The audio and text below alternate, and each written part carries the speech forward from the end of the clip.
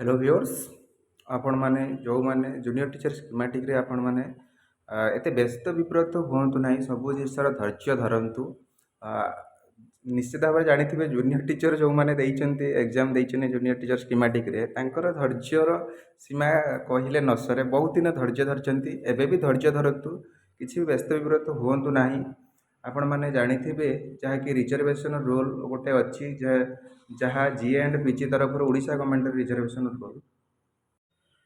ସେଥିରେ ଆପଣମାନେ ଦେଖିପାରୁଥିବେ ଏଇଟା ପାଖାପାଖି 2021 ଜାନୁଆରୀରେ ପବ୍ଲିଶ ହେଇଥିଲା ଏବଂ ତାହା ଅନୁଯାୟୀ ଓଆରବି ଆକ୍ଟ ଅନୁଯାୟୀ ଆପଣମାନଙ୍କର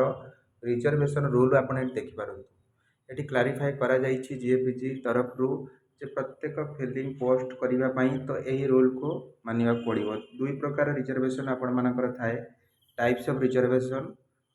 ଗୋଟେ ଭର୍ଟିକାଲ ରିଜର୍ଭେସନ୍ ଏବଂ ଗୋଟିଏ horizontal reservation. The reservation is favor of SC ST and SCBC ଆପଣମାନଙ୍କର vertical reservation ହେଉଛି ଏବଂ women physically handicapped ex servicemen sports person ମାନଙ୍କ ପାଇଁ horizontal reservation ହେଉଛି। The horizontal reservation are either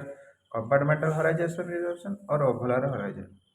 तो ये सब ଆପଣମାନେ ଦେଖିପାରୁଥିବେ ଯଦି ଏକ୍ସାମ୍ପଲକୁ ନିଆଯାଇଛି in overall horizontal reservation the reservation for women will be 1/3 of the total vacancies including all categories SC, ST, SCBC and this number will not vary. However, the compartmentalized horizontal reservation, 1/3 post will be reserved for women in all categories.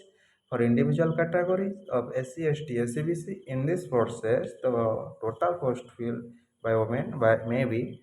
more than 1/3 of the post. तो এইটা এই जो जिनसटा आपण माने देखुथिबे ता सहित आमर बालेश्वर रे जमी पेपर वन आर्ट्स यूआर रे 51टी सीट थिला यूआर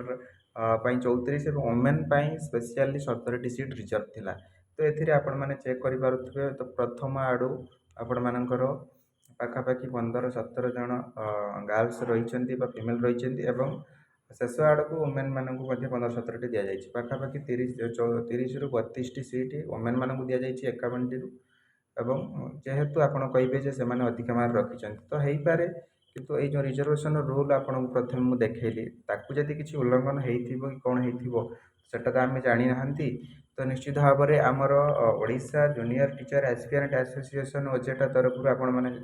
सबकि समस्यार समाधान आज पर्यंत करा निश्चित भाव में धैर्य धरतु कहीं सेमती किसी पदक्षेप नियंतु नहीं बा क्या आक्षेप करतु नहीं जदि ओसेपा तरफ भूल हो कि जदि एटा से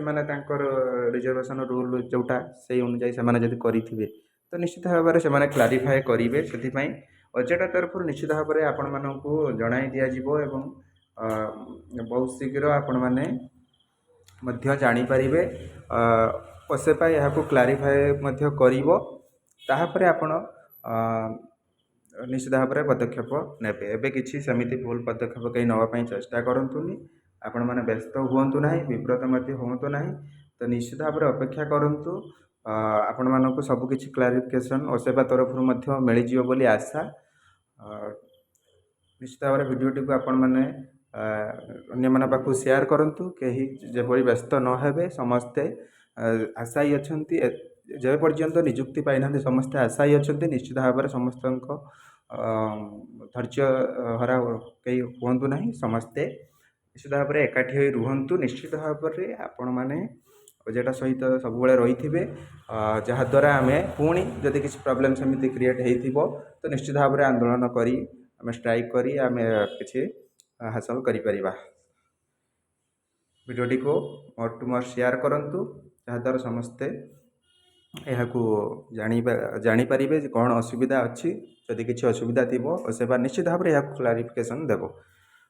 तो थैंक यू फॉर वाचिंग जय जगन्नाथ वंदे मातरम निश्चित भाव में फर्स्ट टाइम भी चैनल विजिट करते सब्सक्राइब कर